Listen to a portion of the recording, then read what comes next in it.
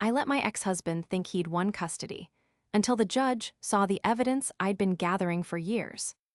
The divorce papers felt like ice in my hands as I signed them 3 years ago.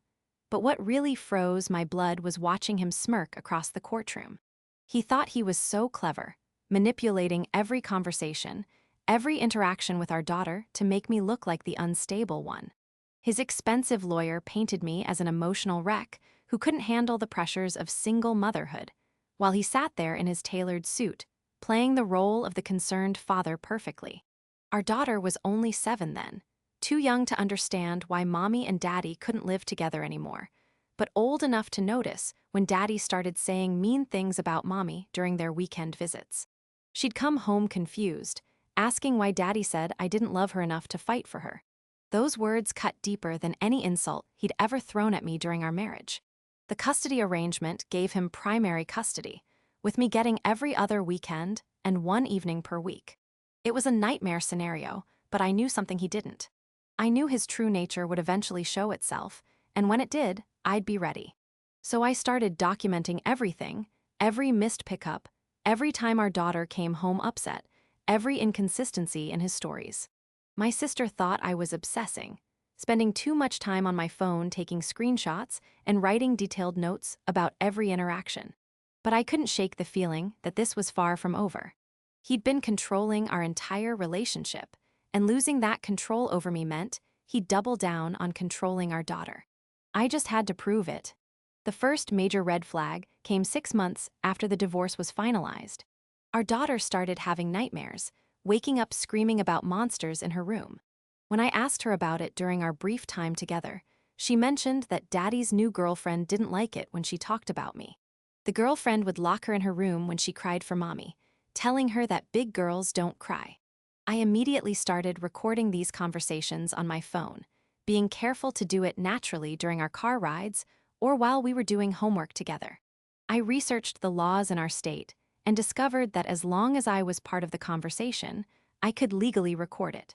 Every detail she shared about her time at Daddy's house went into a secure digital folder I'd created, backed up to multiple cloud services.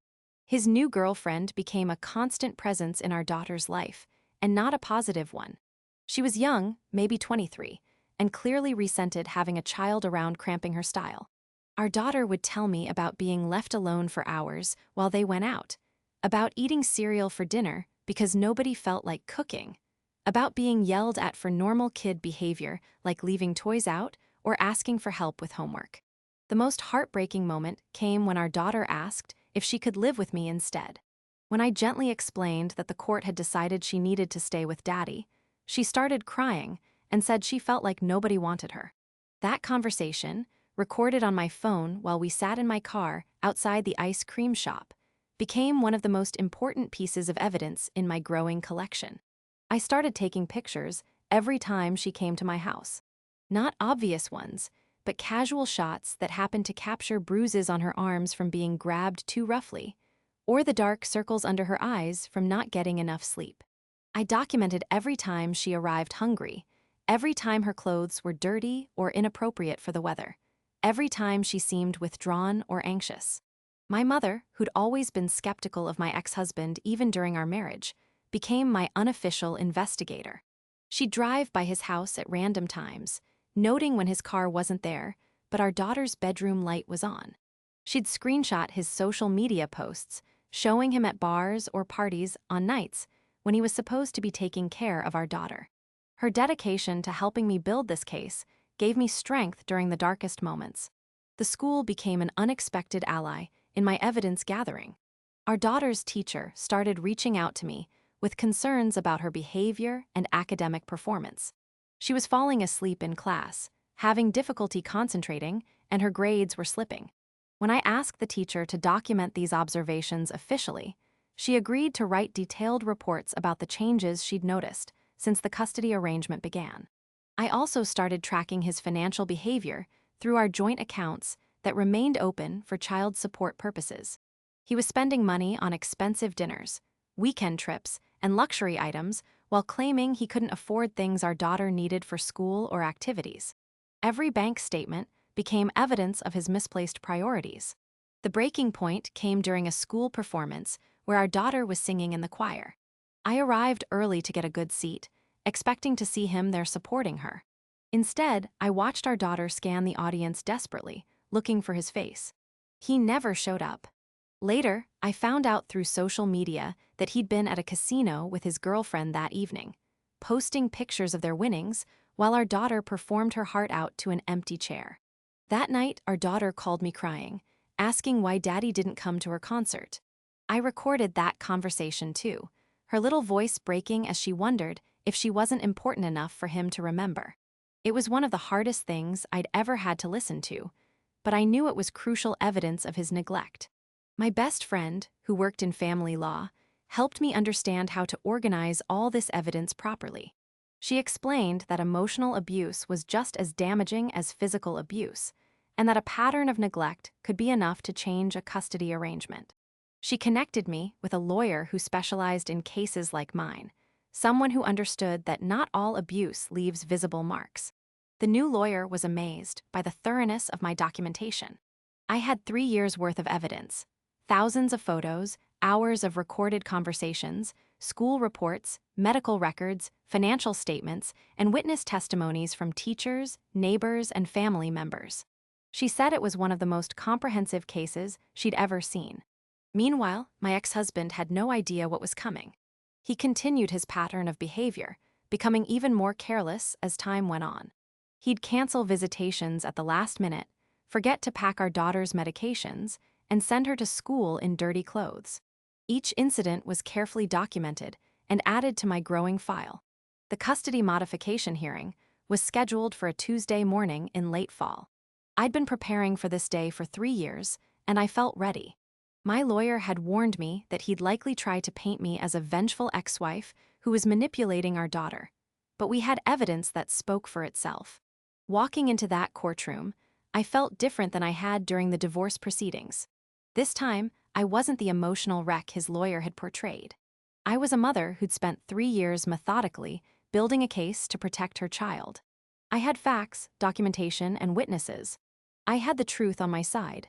The judge listened as his lawyer presented their case, claiming I was trying to turn our daughter against her father and that any problems were the result of my interference. They painted me as unstable and vindictive, using the same tactics that had worked 3 years earlier. But this time, I wasn't going into battle empty-handed. When my lawyer began presenting our evidence, the atmosphere in the courtroom changed. She started with the recorded conversations where our daughter expressed fear and sadness about her living situation.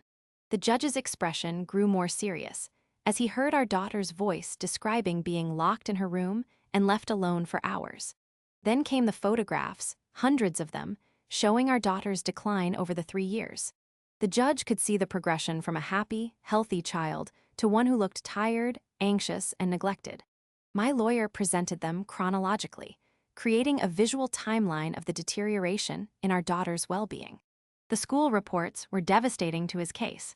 Teachers, counselors, and administrators had all documented significant changes in our daughter's behavior and academic performance.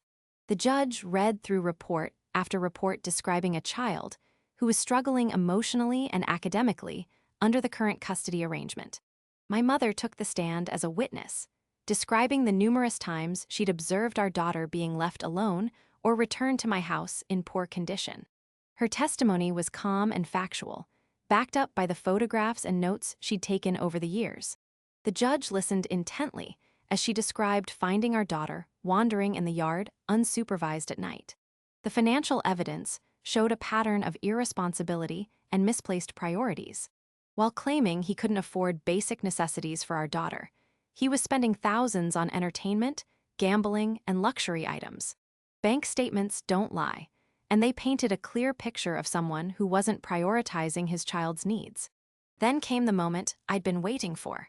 The judge asked to speak with our daughter privately in his chambers.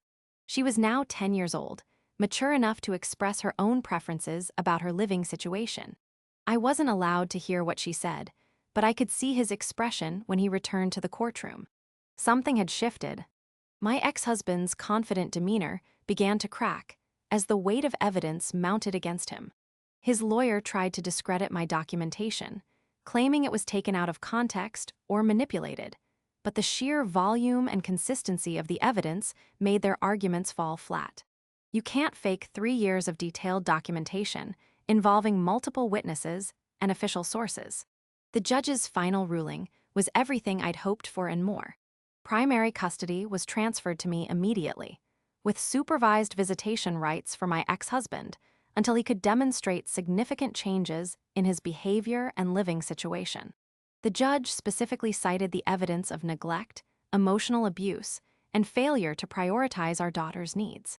As we left the courthouse, I felt a mixture of relief and exhaustion. 3 years of careful documentation had finally paid off. Our daughter would be coming home with me that day, and for the first time in years, I felt like I could breathe again. The little girl who'd been crying herself to sleep in a stranger's house was finally going to be safe. The first night she was back home permanently, our daughter slept for 12 hours straight. She woke up confused, asking if she was really going to stay with me or if she had to go back to Daddy's house. When I assured her that this was her home now, she started crying happy tears, and so did I. Looking back, I realized that those 3 years of gathering evidence were the most important thing I've ever done. It wasn't about revenge or winning against my ex-husband. It was about protecting my daughter and giving her the stable, loving home she deserved. Sometimes the system gets it wrong the first time, but persistence and truth have a way of prevailing in the end.